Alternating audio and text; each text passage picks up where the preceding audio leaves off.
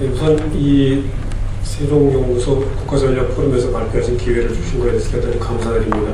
사실 저는 이 안보 전문, 제 세부 전공 분야가 안보 전문은 아닙니다. 그럼에도 불구하고 저를 왜 초대해 주셨을까라는 게 처음에 이제 제가 이 글을 초청탁을 의뢰받고 생각을 해봤습니다. 더군다나 프로그램을 보니까 21세기 한미전략동맹의 뭐 비전 과제 이런 거에 대해서 또 마지막 부분에 라운드 테이블에 윤동민 교수께서 또 발표를 하시는 게 있고, 그래서 이제 이 전체 세미나 속에서 제가 발표해 드려야 될 그 내용을 어떻게 위치 지우느냐에 대해서 제가 고민을 했습니다. 그래서 제 원래 세부 전공이 정치사나 외교사 쪽이기 때문에 저는 역시 이 과거와 현재와 미래를 이렇게 같이 좀 보는, 이렇게 보면서 비전과 과제를 좀 찾아보면 어떨까 하는 쪽으로 제가 방향을 좀 잡아봤습니다. 그래서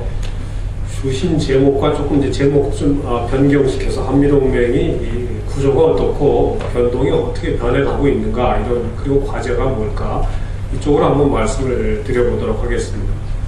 문제의식은 이렇습니다. 그러니까 우리가 한미동맹을 맺은 게 1953년이니까요. 상호방위조약을 체결한 것이.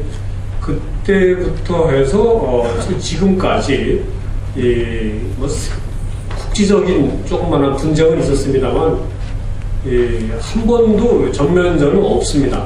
그러니까 거의 한 56년 동안 한 번도 전쟁은 없었다는 것이죠. 그러니까 보기에 따라서 이게 상당히 불안정한 상태이지만 또 상당히 안정된 상태이기도 한, 형용 모순적이지만 불안정한 안정 상태를 우리가 겪어왔다라고도 볼 수가 있는 것이죠. 이런 냉전 체제도 역시 이런 모습을 지녔었는데, 그걸 미국의 그 외교사를 하는 전문가인 존 루이스 게디스라는 학자가 롱피스의 시기라는 말로 표현을 했습니다. 제가 볼 때 마찬가지로 한국도 역시 일종의 롱피스의 시기를 거쳐왔다라고 볼 수가 있는데, 문제는 이런 식의 그 긴 평화를 우리에게 보장해준 그 제도적 구조가 어떻게 형성됐을까? 이것이 첫 번째 관심사. 그런데 이제 세상이 많이 변했다. 냉전도 끝나고 뭐 테러전도 발생하고 이러면서 또 한국에는 진보적인 정권이 들어서기도 했었고요. 이러면서 미국과 한국이 다 변하니까 뭔가 세상이 바뀐 만큼, 조건이 바뀐 만큼 제도적 구조도 변해야 되는 것이죠. 지금 그 변화의 과정에 있는데, 이것이 어떻게 변했을까? 그 배경은 또 뭐고, 왜 변하게 만들었을까?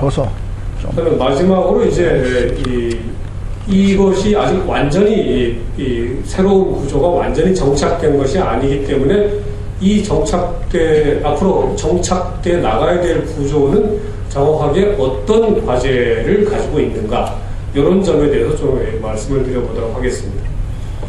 우선은 53년에 만들어진, 그리고 지난 한 50여 년 동안 한반도에 이 긴 평화를 가져온 이 제도적 구조를 저는 이렇게 3.1체 플러스 1이라고 하는 걸로 파악을 해봤습니다.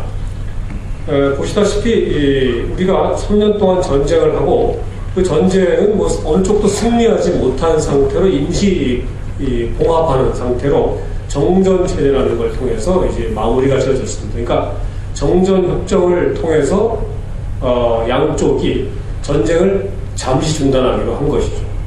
이 체제 위에서 정전 협정 또는 정전 체제 위에서 이제 모든 게 만들어지는데, 이 위에서 한국과 미국은 이 상호방위 조약을 체결합니다. 이 상호방위 조약은 아시다시피 뭐 미국은 별로 체결하고 싶어하지 않고, 이승만 대통령이 대단히 노력을 해서 미국이 어떻게 보면 정말 바짓가랑이를 붙잡고 늘어져서 조약을 체결을 합니다. 근데 이 조약을 통해서 한국과 미국은 서로 필요한 것을 주고받습니다. 한국은 당연히 이 조약을 통해서 북한이 다시 남침할 경우에 미국이 도와준다, 안보를 보장해준다라고 하는 안전보장을 한국이 보장을 받고요. 그 다음에 미국은 한편으로는 북한이 다시 남침하는 것을 저지하는 역할도 하지만, 미국이 법적으로 보장받은 중요한 내용 중에 하나는 미군이 미군 자격으로 한국에 주둔할 수 있는 법적 근거를 만들었다는 사실입니다. 그러니까 미군은 1945년 9월 8일 날 한국에 처음에 군정을 실시하러 들어오는데, 이때 들어온 미군은 49년 6월 29일 날 대부분 나갑니다. 군사고문단 500명 만나놓고요. 그리고 다시 미군이 들어오는데 6.25가 터지고 다시 미군이 들어오는데 이때 들어오는 미군은 법적 자격이 유엔군 자격으로 들어옵니다. 그러니까 전쟁이 끝났을 때는 유엔군 자격으로 있을 수는 있지만 혹시 유엔군 사령부가 해체되거나 이랬을 때에 대비하면 미군이 미군 자격으로 주둔할 수 있는 국제법적 근거가 있어야 되고 그것을 이 상호방위 조약을 통해서 이제 마련을 하는 것이죠. 그러니까 한국과 미국이 서로 이제 필요한 걸 주고받는다고 볼 수가 있습니다. 이 정도면 사실 동맹이 통상적으로는 조약을 체결하면 동맹이 형성되는 겁니다. 그런데도 미국은 뭔가 미흡해해요. 그 미흡해하는 가장 중요한 것이 어떤 거냐면 그 북한이 다시 남침하는 거에 대한 어떤 그 보장, 막는 것도 조금 미흡하고 아울러 한국이 그 당시 이제 이승만 대통령이 계속 그 북진 통일을 얘기하고 그러니까요. 한국이 혹시 모험적인 단독으로 모험적인 행동을 해서 한반도의 안정을 깨거나 동북아시아의 안정을 깨는 거에 대한 보장도 명확치가 않다는 것이죠. 그래서 미국이 1년 동안 애를 써서 한국과 체결하는 것이 합의의사록이라는 걸 체결하는 건데 이것은 한국과 미국이 서로 뭘 주고받냐면 미국은 이 한국군에 대한 작전 통제권을 계속해서 유엔군 사령관이 가지고 있는 걸로 이제 합의를 하고 대신 한국은 미국으로부터 상당량의 경제하고 군사 원조를 획득하는 것이죠. 그러니까 이제 사실은 이 상호방위 조약을 통해서 미국은 북한이 남침하는 것을 막았고 합의의사록을 통해서 미국은 남한이 북진하는 것을 막은 것이죠. 그러니까 상호방위 조약과 합의의사록은 사실 미국이 한국과 이 한반도를 안정시키기 위해서 한국과 체결한 또는 북한과 관계에서 이중의 잠금 장치, 그러니까 더블 컨테인먼트, 이중의 봉쇄 장치를 미국으로서는 마련한 거라고 볼 수가 있고요. 그 다음에도 또 미국은 좀 더 확실하게 하기 위해서 미군을 주둔하는데 이 미군을 주둔하는 위치가 반드시 서울 북쪽의 서부전선에 주둔을 시킵니다. 이 자체가 미국이 하지만 북한이 남침을 하더라도 미군을 꼭 지나가게 또는 남한이 혹시 북진을 하더라도 미군을 꼭 지나갈 수밖에 없게 하는 그 위치에다가 주둔을 시켜서 스스로가 트립와이어 역할을 자임을 한 것, 인계작전 역할을 자임해서 이제 확실하게 안정을 보장하는 이런 이제 남북한의 어떤 충돌도 없이 안정을 보장하는 구조를 만들었다고 볼 수가 있습니다. 그래서 저는 이걸 이렇게 이제 세 가지에다가 또 모자라서 인계작전으로서의 주한미군까지 합해서 3.1체 플러스 1 구조로 한미 관계, 한미 안보 관계가 만들어지고 이 위에서 큰 충돌 없이 50여 년 동안 이제 안정이 유지가 됐다라고 말씀을 드릴 수가 있고 이 구조는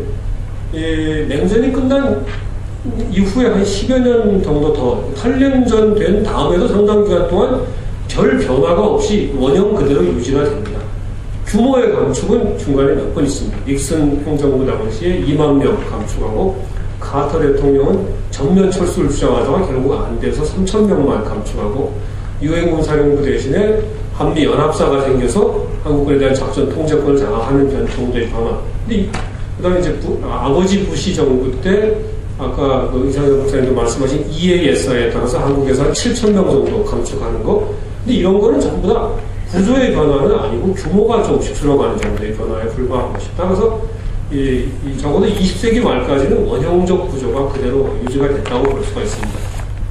이 원형적 구조가 급속하게 어떻게 보면 과속이라고 할 정도로 갑자기 변화를 시작하는 것이 한국에서는 노무현 정부가 들어오고 김대중 정부 말기 정도부터라고 볼 수도 있고 미국에서는 이제 아들 부시, 그러니까 지난번 부시 정부가 들어오면서 노무현 부시 정부 이때 이제 구조 재조정이 진행이 급속하게 되기 시작한 것이죠.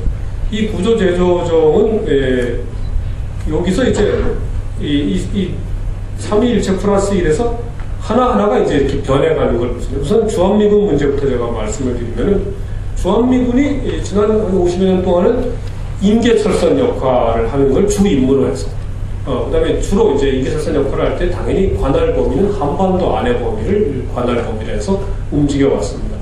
그런데 이것이 이제 미국의 필요에 의해서 성격이 변하기 시작한 것이죠. 신속 기동군으로 변해가는데요. 그 배경은 보면은 이제 뭐 테러가 발생하고 9.11 테러가 발생하고 미국이 이제 이런 테러 전 시대에 대비하기 위해서 군사 변환이라는 걸 본격화하고 이제 미군 자체를 과거처럼 이렇게 머물러서 싸우는 군대가 아니라 어디 전 멀리에 세계 어디에 분쟁이 발생하더라도 거기에 신속하게 투사하는 군대로 미국이 군대를 변환시켜 가기 시작하고 그거에 대비해서 당연히 한국에 주둔하고 있는 주한미군도 그런 식의 군대로 이제 변환시켜 가기 시작합니다.